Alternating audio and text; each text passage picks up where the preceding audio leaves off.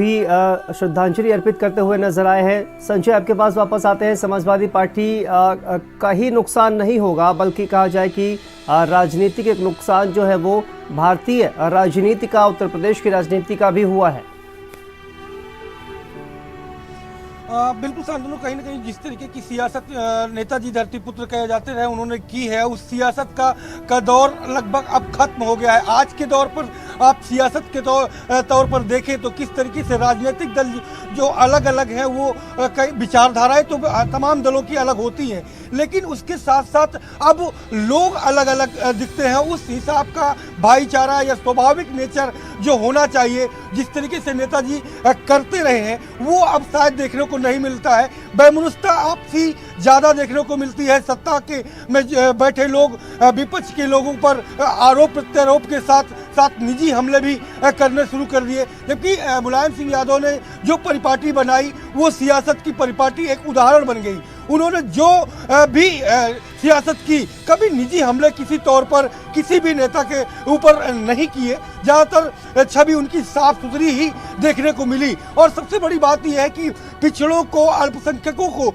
लेकर के उन्होंने सियासत शुरू की, और वो सियासत अब एक राजनीतिक वोट बैंक के तौर पर देखी जाने लगी। यादव जो राजनीति के तौर पर उभरे पूरे यूपी में, तो उसके पीछे की बड़ी प्लेटफॉर्म नेताजी ने तैयार किया। उन्होंने जब 1992 में 4 अक्टूबर को पार्टी का गठन किया, उस गठन के बाद इस पूरे कुनबे को आगे लेकर के चले और यूपी की सियासत पर पहुंचे और यहाँ पर 3 बार सीएम बने। उसके बाद रक्षा मंत्री बने। रक्षा मंत्री बनने के बावजूद उन्होंने किस तरीके से देश की सीमाओं को सुरक्षित रखा जाए, सेना के जवानों को किस तरीके से उत्साहित रखा जाए कि वो अपनी सीमा को सुरक्षित रखे, उस पर भी उन्होंने तमाम उदाहरण पेश करने के काम किए। तो ऐसे दौर पर अब सियासत में जब बदलाव देखने को मिल रहा है, तो आज एक युग के अंत का दिन भी देखने को मिल रहा है। और यही वजह है कि सुबह से ही कहीं न कहीं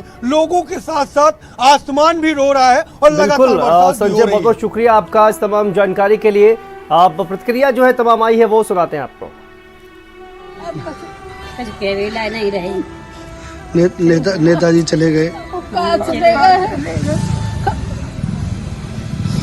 कहाँ बताया आपके कौन लगते थे नेताजी? ससुर क्या नाम है मम्मा आपका? आशा देवी। ससुर आते हमारे, और कैसे थे? मतलब ससुर के नाते से स्वभाव कैसा था उनका? स्वभाव बहुत अच्छा था उनका, उनकी वजह से सब कुछ है। की वजह से सब कुछ। हाँ। क्या अनुभव रहा, नेताजी का स्वभाव कैसा था? कैसे? बहुत अच्छा बात करने के बारे में, बहुत अच्छे नेता थे।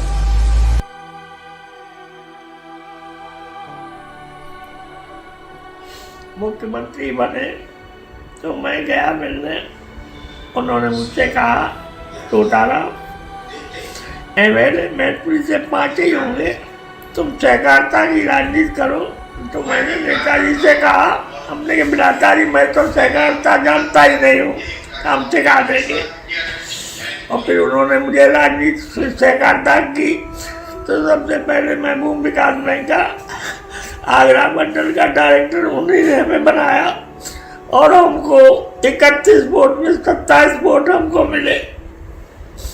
जब मैं उनके साथ चला, मैं जा रहा था, तो आज मैं अपना पत्ते खोल रहे हैं, तो नेताजी ने उनसे कहा टोटाराम तुम्हें भूख विकास का चेयरमैन बनाएंगे। तो मैंने उनसे कहा भैया तुम शिवपाल को बना दो, शिवपाल इस समय कोई पद नहीं है।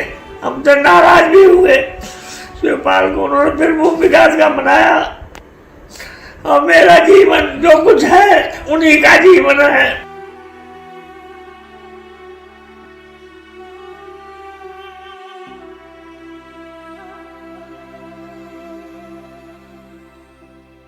हैं जो सहयोगी हैं मुलायम सिंह यादव के, उनको याद कर किस तरह से भावुक हो रहे हैं। और आपको तस्वीरें दिखाई, और तमाम जो यादें हैं मुलायम सिंह यादव के साथ, वो जहाँ 20 करोड़ लोग गरीबी के नीचे हों, जहाँ अभी भी स्वास्थ्य और सेवा के क्षेत्र में बहुत बड़ी संख्या में लोग वंचित हों, तो कुछ सशक्त नेतृत्व की आवश्यकता रहती है। और वैसे भी लोकतंत्र में एक मजबूत नेतृत्व की भी आवश्यकता रहती है। ऐसी परिस्थितियों में जब देश चारों तरफ से कई संकटों से भी और कई संघर्षों से गुजर रहा है, मजबूत नेतृत्व हर स्थल पर, हर पार्टी में, हर विचारधारा में उपस्थित रहे तो वो लोकतंत्र को भी मजबूत करता है। नेताजी के निधन से एक व्यक्तिगत हानि तो हुई ही है, लेकिन राजनीति के पटल पर, विशेषकर उत्तर भारत की राजनीति में